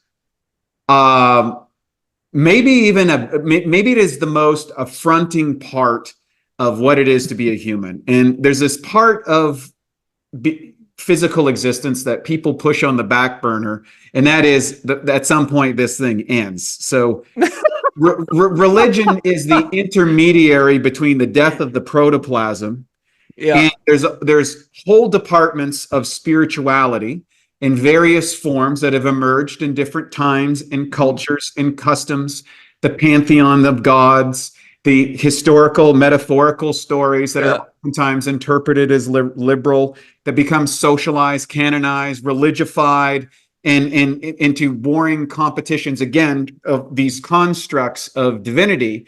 But it continues to be an aspect that persists through all humanity. So there is some relevance of importance here to identify it. And I know that you're working on a project called Spirit Gym. And one of the things that I just love about our time together, every time that we get together, is we're able to kind of immediately go into that space, the kind of the spiritual awareness that is just truly what I feel is self-actualization, the juice that makes life vibrant into that space. And for the last couple of years, you've been working on a project called Spirit Gym. Almost 4 years now. Yeah, is it 4 years? It's 4 years. You've been working on it 4 years. Wow. It's been intense. Yes, and I know that you're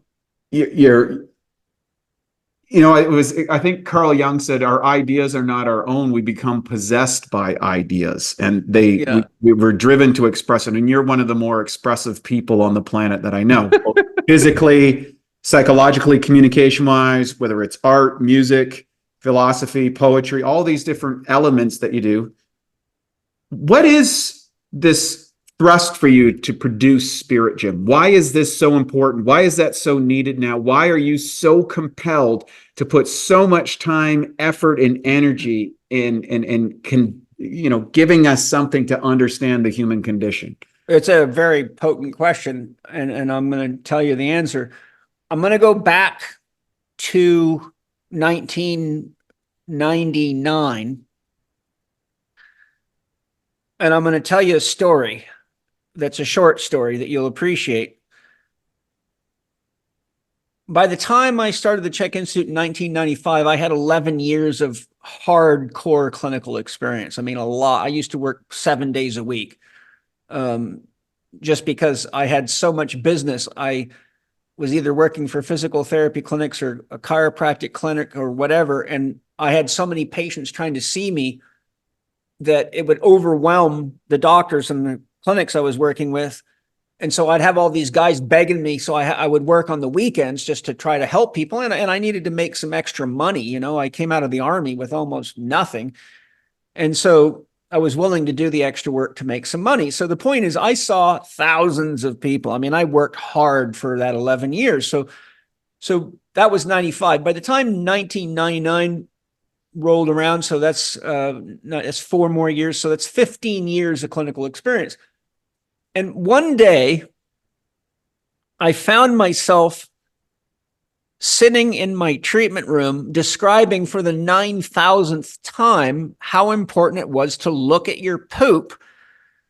And I had an artist do up a diagram, and so I had a huge file cabinet of drawers of all these handouts I made because I had to say the same shit over and over again. This is the difference between a fat, a protein, and a carbohydrate. This is what your poop should look like. This is what your pee should look like. This is how much you should drink. These are tests you can do to see if you're dehydrated. This is how you do this stretch properly. Like loads of handouts. And I'm with this woman, and I'm like having Groundhog Day, like for the 800th time. And she looked at me and she said, Paul, I think she had a couple of masters. You're a smart woman. She goes, Paul, I have a question for you. I've been seeing you for a few months now. And she goes, almost every single thing you've told me, nobody else has told me, but everything you've told me is something everybody needs to know. I see, you got a point there. And I said, at that moment, I said, I've got to write a book that teaches everybody all this basic stuff. And all I'm going to do is take all my patient handouts and string them together as a story. And that became How to Eat, Move, and Be Healthy. Why? Because it's embarrassing for me to be a therapist, to have to teach people stuff that my kids know what they're looking at when they look in the toilet, and one of them's 4 and the other one's 8. We're always looking in the toilet. Look, okay, this is what that means. You're not getting enough water. Okay, what did you eat yesterday? Because you got rabbit poop, so you got an irritated small intestine. That's why it's balling up these little poopies like that. You got too much movement down there. I'm talking in basic terms. Like, okay, for God's sakes, people don't have a chance in hell. They don't learn. You go to, as a side note, we used to come into my training program or come to see me as a patient. There's a lot of questions on nutrition in there, and they would have a degree in nutrition. So they would call my secretary and say, I don't want to fill out all this stuff on nutrition. I have a degree in nutrition. So ask Paul if it's okay if I skip that. And the answer was always the same. If you have a degree in nutrition, it's twice as important for you to fill that information out. And I would show them every time how their beliefs about nutrition were screwing them up. Okay. So the reason I'm going back in time to answer your question is because I realized that there was no basic operator's manual for a human body or a human mind, and that the most essential things people need to know are not taught in universities. They're not taught in high school. They're not taught in elementary school, and parents don't know them. And the cost to humanity for all the drugs and all the surgeries and all the disablement and all the mental emotional disorder and all the drugs kids are on and all the diseases, it was shocking to me all the way back then. So I started writing the How to Eat, Move, and Be Healthy in 2000, and it was published in 2004. Now to your second question, why Spirit Gym? Well, here I am, a 62-year-old man with 40 years of clinical experience. And many years ago, there's right on my desk, there's about 900 pages of handwritten notes that I've been preparing to write Spirit Gym and doing the research on it for probably 10 plus years now, because I saw the same thing. All of this boils down to belief systems. Every single thing I'm seeing. If you don't know how to eat, it's because your belief system excludes it. You have not got what you need in your software. If you think God's going to burn you in hell, then you don't understand the second law of thermodynamics. So energy produced cannot be destroyed, only transformed. So whatever you are, everything in the universe is energy, information, and frequency. That's all there is here. So whatever you are cannot be destroyed. It can only be transformed. And what you become when you die is the synthesis of what you became in life. You're not your money, you're not your body. It's the wisdom that you've created, because that's a gift to the whole universe. So you just die into your own mind, so to speak. That's a long story. But the key point is, the word spirituality has many definitions, but the most important one is connecting to a greater whole. So a progressively greater whole. If you're alone and you're isolated in yourself, the world's a scary place. But if you have a family and friends, it's less scary.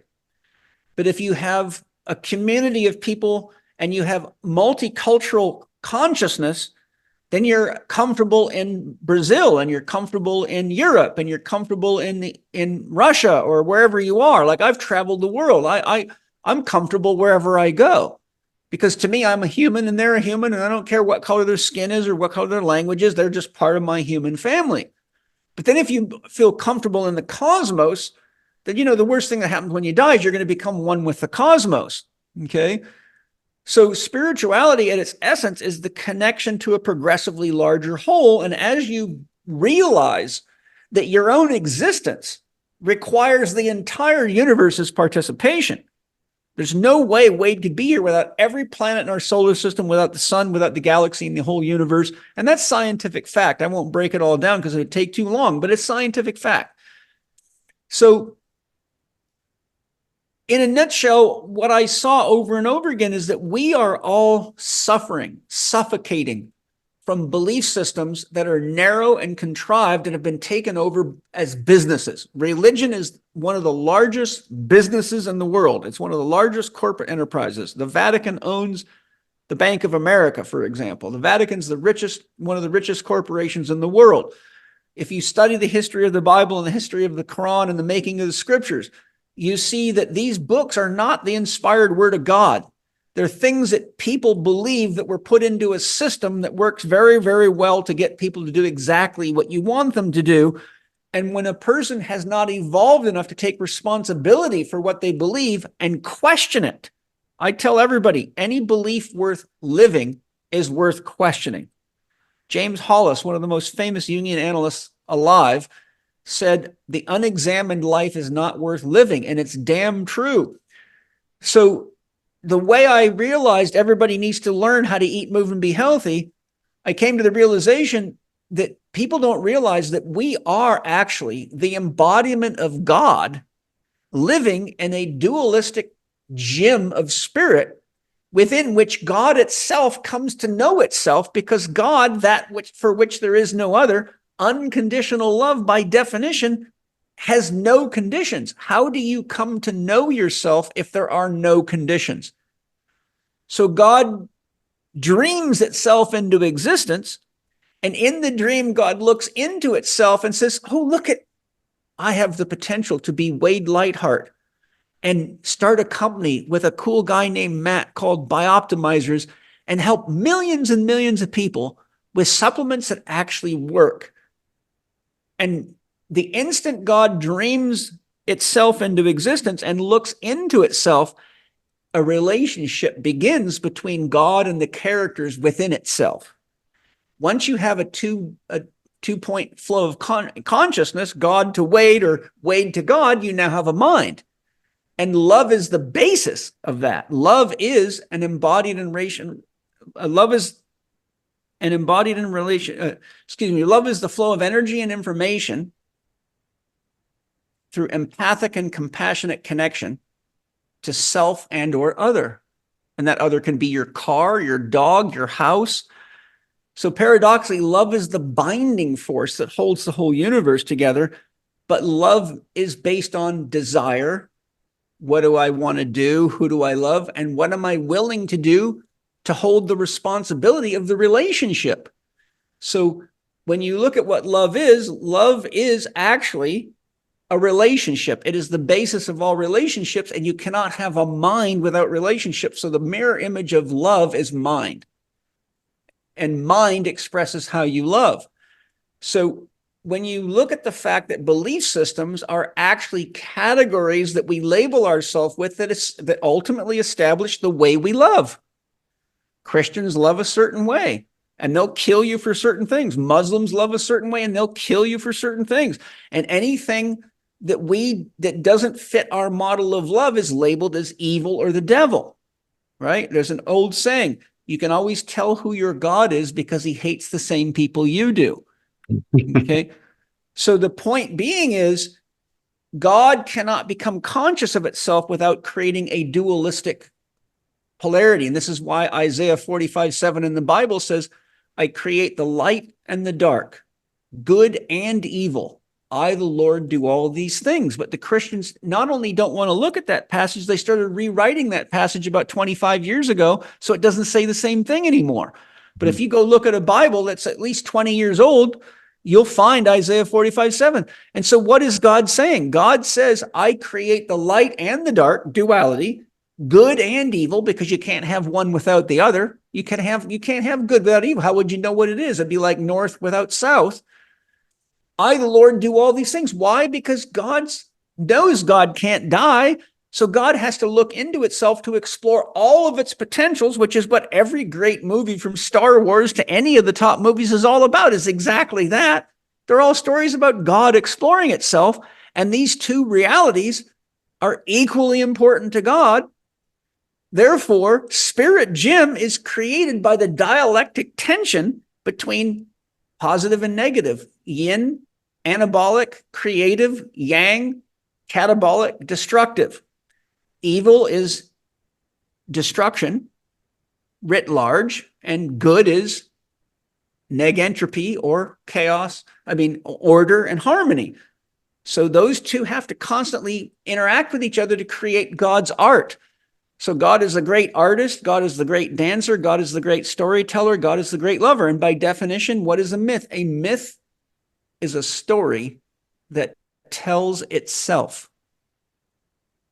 A myth is something that is always true, but never true. A myth is something that is happening all the time, but never happened. Now, if you meditate on those three definitions of myth, they take you straight face up against a mystery. How does a story tell itself? Well, it's because God's telling the story. And God says, I want to try everything and anything. And so ultimately, human beings are all what is technically called in Hinduism, Ram Das. Remember that name? Ram Das? Well, most people don't know what that name means. Ram means God, Das means worker.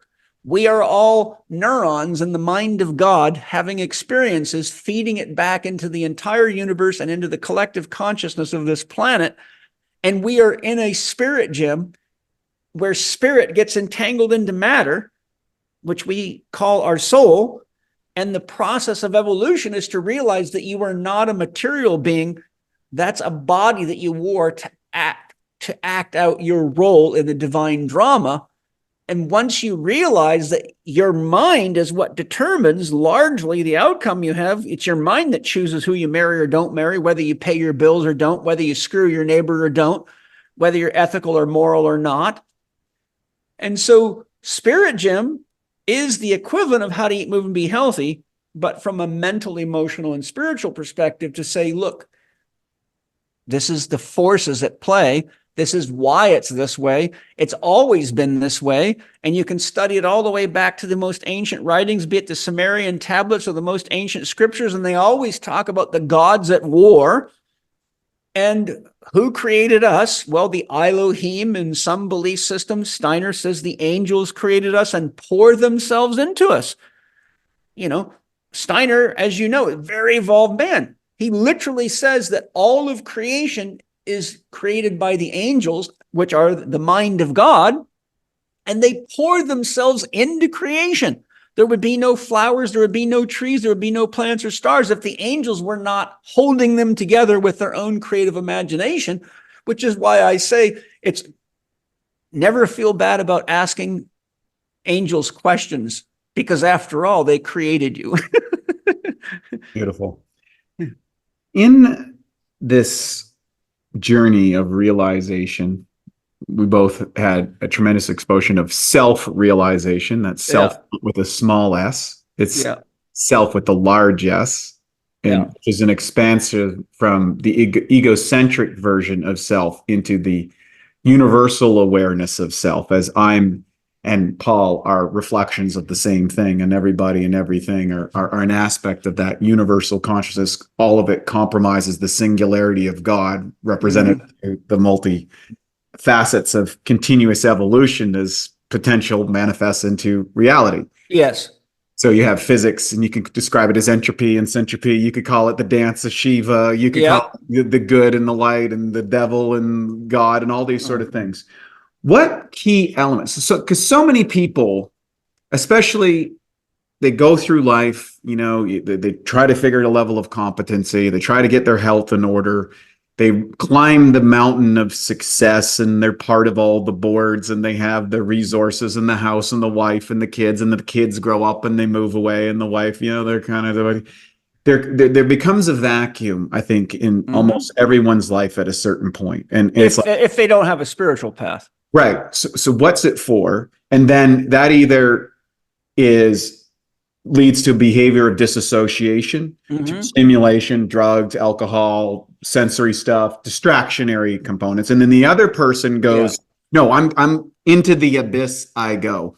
What key elements have aided you in going into the abyss where very few people who's developed a level of notoriety, fame, accomplishment, and stuff in that world? What was the key elements that allowed you to take that step into the abyss to work on these principles that you think so deeply about and have experienced, probably in a radical way compared to what other people might consider even possible? Well, it began when I was a child. I was under extreme stress. You know, my dad drowned, and I saw this other man touching my mother, and I didn't understand what was going on, and neither did my brother or sister. All of a sudden, I was being told what to do and whipped and beaten by this other man. And I was just angry as all get out. I was heartbroken because my dad died.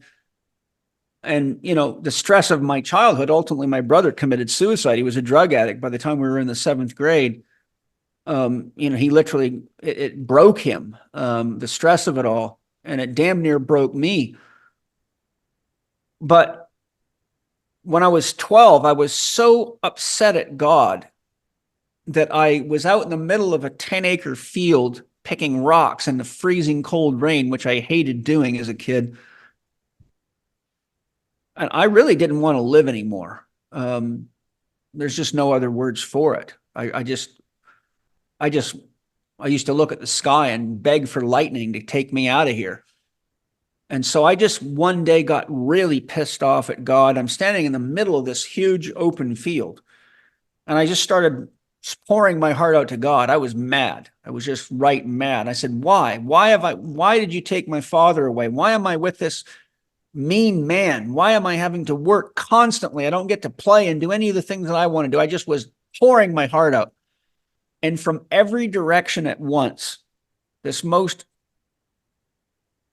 hard to describe voice that sounded as much masculine as it did feminine, but very deep and loving, said to me, "Don't worry.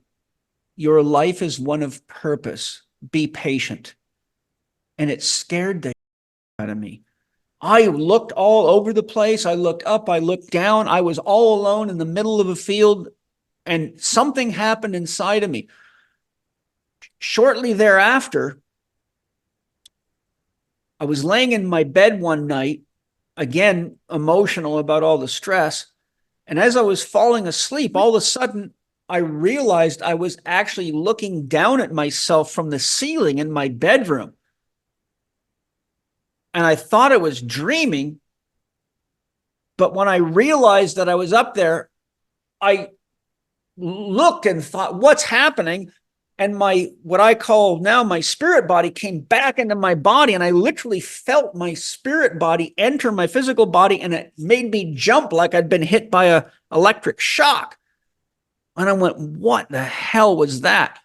And so I thought about it, and I said, well, if I could do that once, I could do it again. And so and remember, I started meditating at 12, so I was already into the Self-Realization Fellowship, so I kind of knew how to calm my mind. And I just held the intention to leave my body. And sure enough, I literally could see inside of myself a light copy of my body climb right out of my body and start floating. And then I could direct my mind. And so over the span of days, I couldn't wait to go to bed and practice at night. I began testing to see if I was really, becoming a psychopath or something. And so I could direct my spirit body by just thinking where I wanted to go. So I started going around our farm and looking for things. So I'd go behind the barn and find a chainsaw that had been laying there. And the first thing I'd do when I get up in the morning is go run out there and see if it was there. And every time it was there. And so later I realized what I was doing is called remote viewing, but I didn't know what it was as a kid. And so I began progressively developing this ability. And I found that it was like the universe had gave me this ability to show me that I wasn't trapped, that I could leave anytime and go anywhere I wanted to. And I could literally go to the sun or the moon or wherever I wanted to go. All I had to do was direct my mind there. And as long as I held my mind focused with no time at all, I was there. I mean, I could go to the moon as fast as I could focus on it and hold my intention. I'd be standing on the surface of the moon, walking on it and looking at it. And I could tell you what was there. I could go visit family members and tell them exactly what was going on in their house. Just like you hear people with NDEs in the hospital describing what the surgeons were saying and doing. And so that really helped me a lot. And then when I was 19, again, I was going through the same thing. I was working on a drilling crew. I was just tired of being covered in mud and working 12-hour shifts and cold. And so I just felt like I had to talk to God again. And all the guys got out of the truck to go in and have a coffee while we were going from this island. We were on this remote island doing this drilling job. And I just sat and talked to God and said, look, you told me my life would be a purpose, but here I am still just digging holes in the earth. I was like, I know I'm here to do something more than that. And all of a sudden the voice came back again. And you won't believe what the voice said. You will become a massage therapist. And remember, this is when I'm 19. I've never done anything with massage, except for having my grandmother massage me. And you will be able to control your own schedule and you will become very successful. And I'm like, what is this? Like, I'm a tradesman. I'm a mechanic. I build race cars and, weld things. And I'm like, I'm going to be a massage therapist.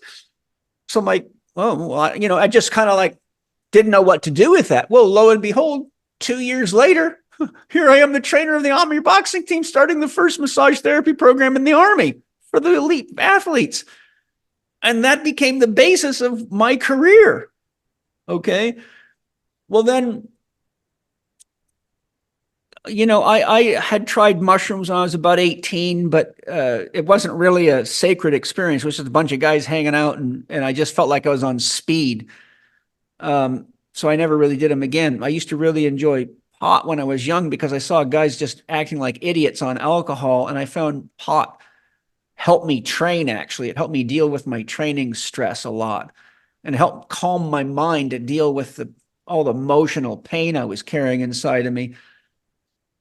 But then in 2006, I don't know if I should say his name, but one of my very, very famous, very elite world household name clients had done DMT with a doctor that uses psychedelics in his practice to help people heal. And so had Danny's brother. Both of them were patients of mine, and I rehabbed both of them. And, Danny, from many, many, many injuries. I mean, Danny worked with me he still does. He's, started with me when he was 19 and he's 47 now. And he's got multiple Guinness Book of World Records, as you know, and many times winner of the X Games. So I trusted Danny and I trusted his brother Damon. And so I guess I told you who it was, but he won't mind. But anyhow, so Danny said, Paul, this is really a profound experience and it's very healing. And so I went to this doctor and I did my first 5-MeO DMT ceremony, and I had a complete union with God. And I had union with God through meditation multiple times before. So I already knew what it was like. I didn't tell you that, but through meditation, this is 2006. So I can't remember how old I was then, but I was like probably 40, maybe. I don't know. 44, I think. 44. Yeah. Like that. And so it was so profound. I immediately realized how powerful of a healing tool this was. So I made a deal with the guy because he had a lot of body problems. I said, I'll make you a deal. If you'll train me how to use these substances to help people heal, I'll work on you. So every weekend for a year when I was in town, we did about 40 ceremonies together, and I would then work with him running group ceremonies. So I learned the basics and I studied it, and then I became a member of the Native American Indian Council, so I could actually do plant medicine healing work legally through the Native American Council as a member. And so I've done over 1,000 plant medicine ceremonies, either to help other people heal or my own healing work and my own exploration work. But I've had such profound experiences, and plant medicines helped me heal so much pain. I remember I went through about 4 ceremonies. I thought I was going to die because I had to relive the emotions of when my brother commits suicide. And it was just, I thought every time, finally, I've healed from that. And I'll tell you what, man, I've laid on the ground and cried so hard. It felt like I was beat up for days. And my point is that plant medicines help me get deep enough into my unconscious to go places where it might have taken me years and years to get through meditation, because those things, they'll break down the default mode network, and then all the unconscious just pours up to the surface. And this is not light duty going. I mean, you really got to be careful. Fortunately, I have a very strong ego as an ex-boxer, kickboxer, motocross racer, paratrooper. So I have enough strengthened my ego structure to handle quite a strong dissolve without losing my sense of who I am. And if you don't have a strong ego and you do deep medicine journeys, it can bring you into a state of schizophrenia. And I've had to help many people that have done that to themselves and worse. But in a nutshell, I also studied with Master Fong Ha, a legitimate Tai Chi and Qigong master in the ancient lineage of masters. And I did many gongs under his guidance, which is 100-day practices.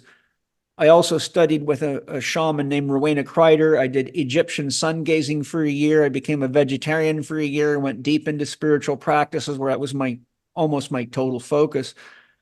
And so I've penetrated the mysteries without the use of plant medicines. I've had many samadhis naturally. And I also penetrated them. I went into complete non-dual consciousness doing Tai Chi, completely gone and beyond mind. So I had made it as deep through Tai Chi and meditation as you can go on the plant medicines. Although I must say the plant medicine experience with things like DMT can be so intensely powerful because when you're doing it naturally, you still have your ego structure is still intact. Even though that you can progressively let the ego structure go, you still can turn your ego back on anytime you want to. It's just shifting your consciousness.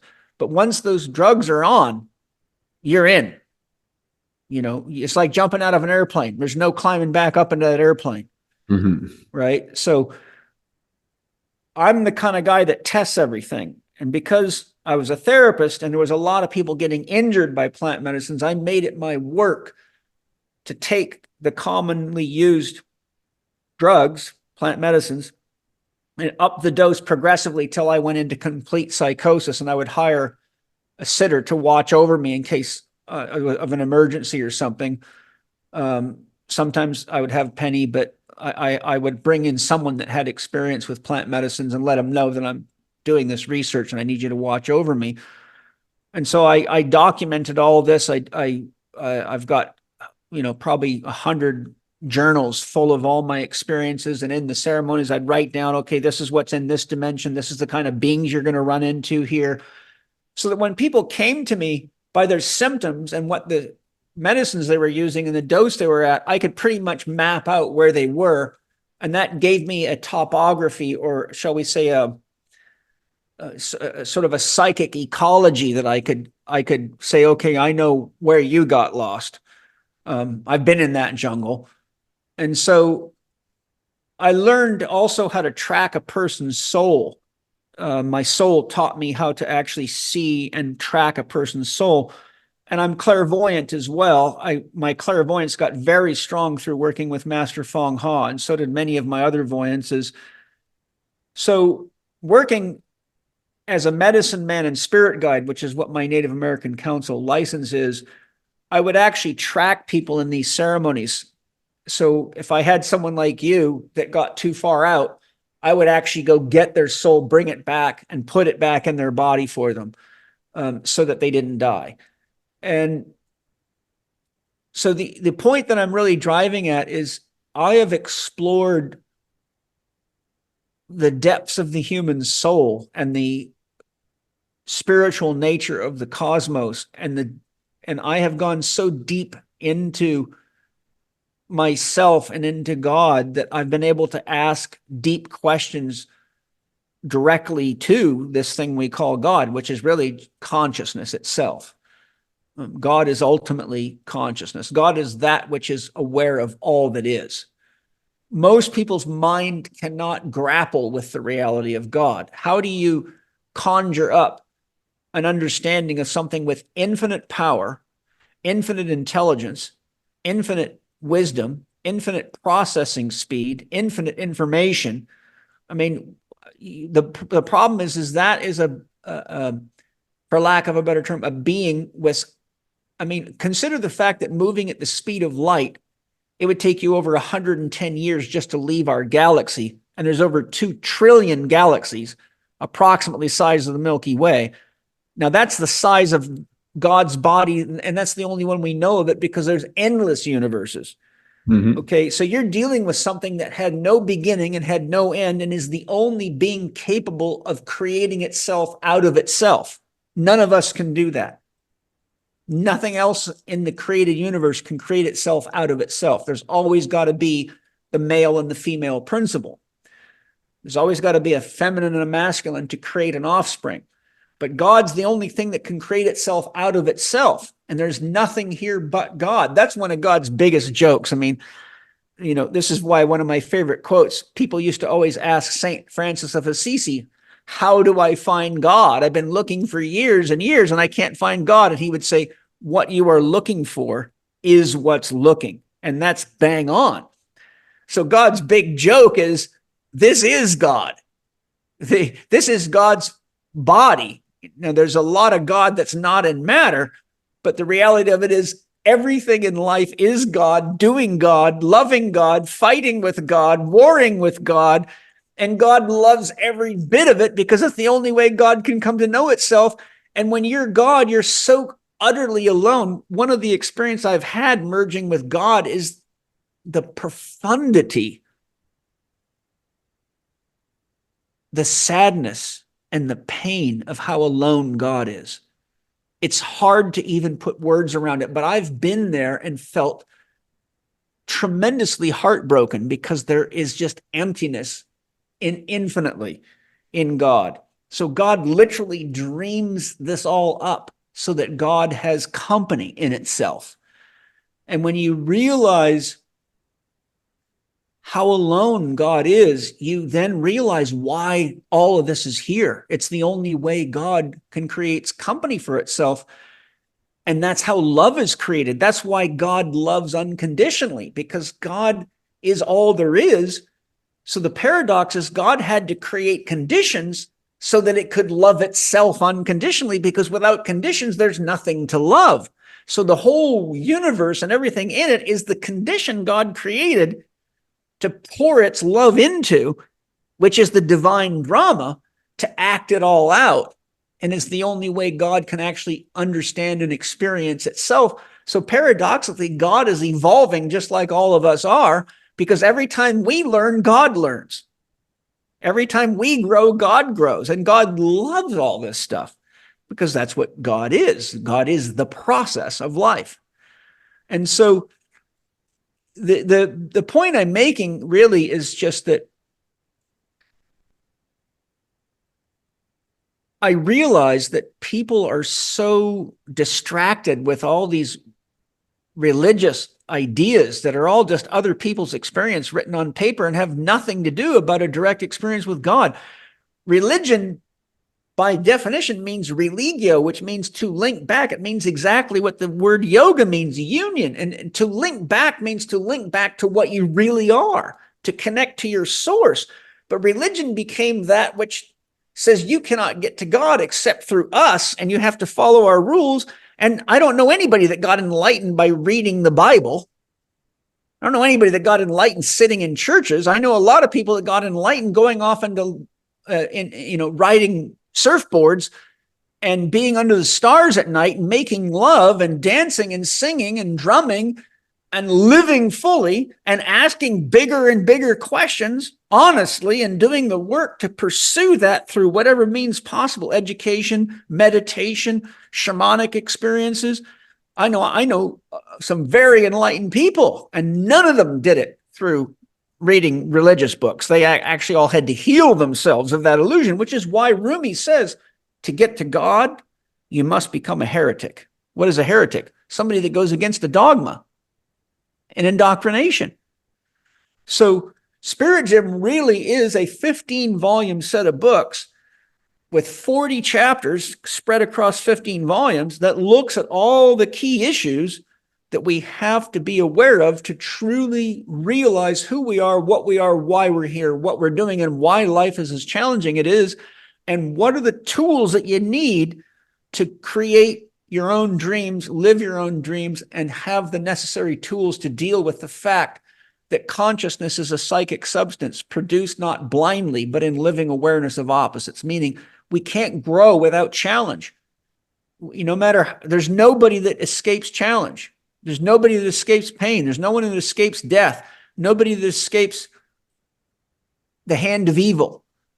And that is because God does not want to stay stuck in matter. God wants to evolve, because the greatest experience I've found there is for God is the moment you genuinely realize the truth of yourself. It's the greatest thing ever for God.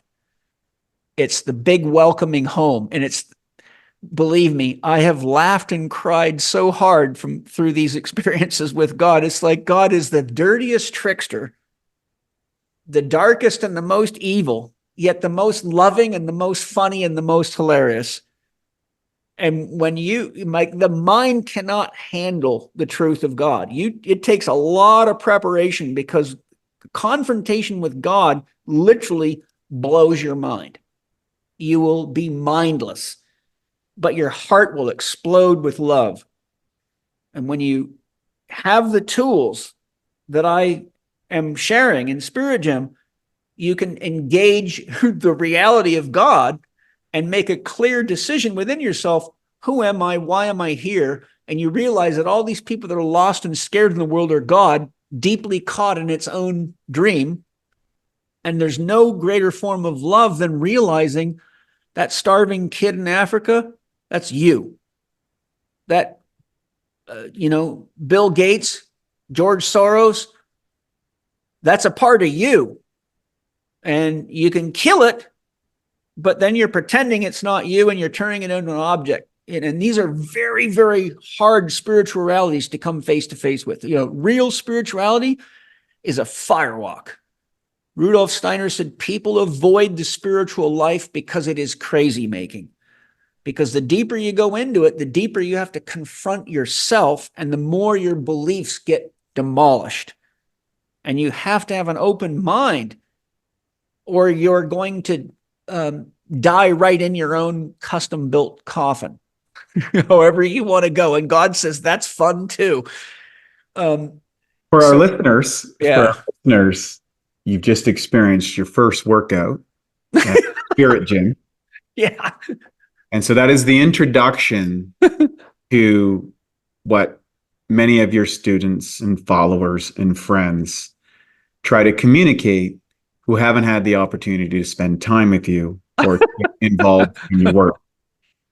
For our listeners, can you give just a short, brief outline of where people can find the Czech Institute? Yes. Or workshops? Yeah. And also where Spirit Gym is going to be available, so that people can get this and find all these things. Because wherever anyone is on their journey to health, healing, exploration of the human condition, Paul's probably been there, and he's probably got a tool for you that you haven't heard of that might just take you that next step. And I couldn't recommend anybody more than I could recommend for my friends, for my families, for my listeners, for my clients, my customers, people that ever I interview, even people who really dislike me for probably good reasons. I would encourage them the same thing, and that is to get inside Paul Chek's Spirit Gym and take a workout or two and see what happens to you. So where can people? Everybody's already in it.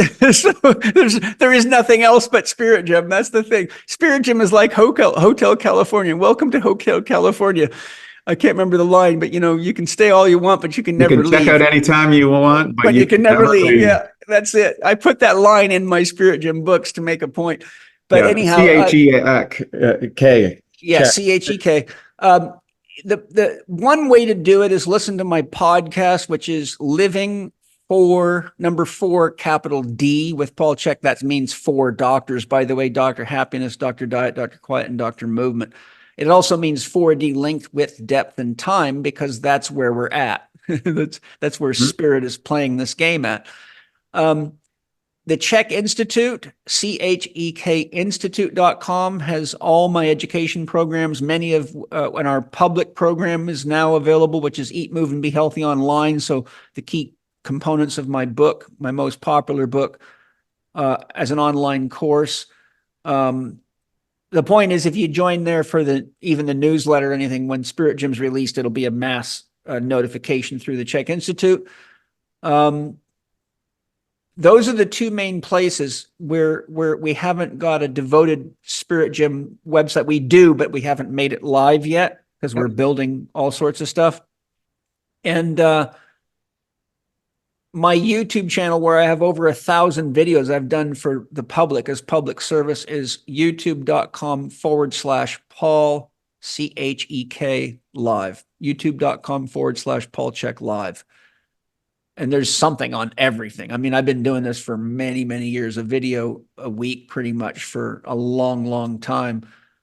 So last time I counted, there was 1,036 videos I'd put on there. You know, and they're not cheesy little 5-minute things. I mean, some of these are 1.5 hour, 2 hour special features that I do. You're also available on Instagram as well, social media. Yeah, I don't really use social media. My staff does, because I just don't have time to get distracted. But I see all kinds of things. I'm similar to that. Most of the people who produce the best social media content actually aren't on social media. They have staff that puts it out there. Yeah, a way to bring people into the experience. And I would encourage people for the living 4D experience. So, do you know any of the social handles? Like I think Paul Chek on Instagram. I don't. I think one of them is Paul.Chek. I honestly don't know. Yeah.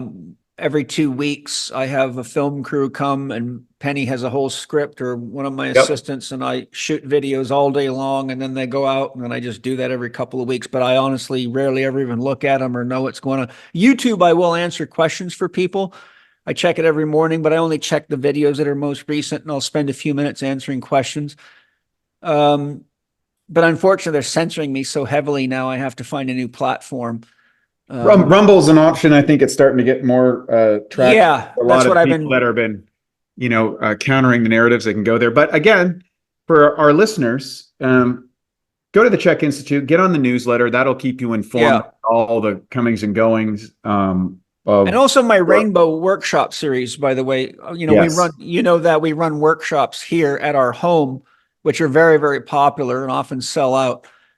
So anybody that wants to be put on the list to be notified can just email my wife, Penny at paulchek.com, and just request to be notified of the Rainbow Workshops. And we just have social media coming out any day now, announcing our new series of workshops for 2024. But a lot of those are full of just amazing people. I mean, it's a cool, you know what it's like here. There's people love it here.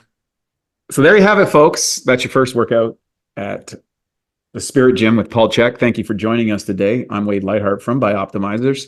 If you like this, share it with someone you care about. If you love it, make sure that you get on Paul Chek's newsletters, which the links will be in the show notes, so that you can get on and get informed.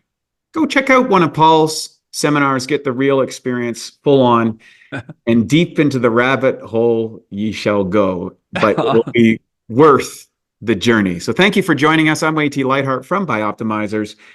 This is the Awesome Health Podcast, and we'll see you on the next episode. At Bioptimizers, our mission is to fix digestion. And a cornerstone of digestion is gut flora. P3OM is our patented probiotic formula. In fact, we call it the Navy SEALs of probiotics. You see, strong proteolytic or protein digesting activity is paramount to having a healthy gut flora. And of course, P3OM provides that. The good news is, unlike weaker probiotics, P3OM survives the digestion process. What it does is it basically multiplies the good guys while protecting you against pathogens, or what some people call the bad guys. P3OM really helps to rebuild your digestion. And what that allows you to do is to maximize nutrient uptake, energy, and metabolism. To find out more of how P3OM can help you, go to www.bioptimizers.com. Thank you for listening to the Bioptimizers Awesome Health Podcast. You can find more information at bioptimizers.com.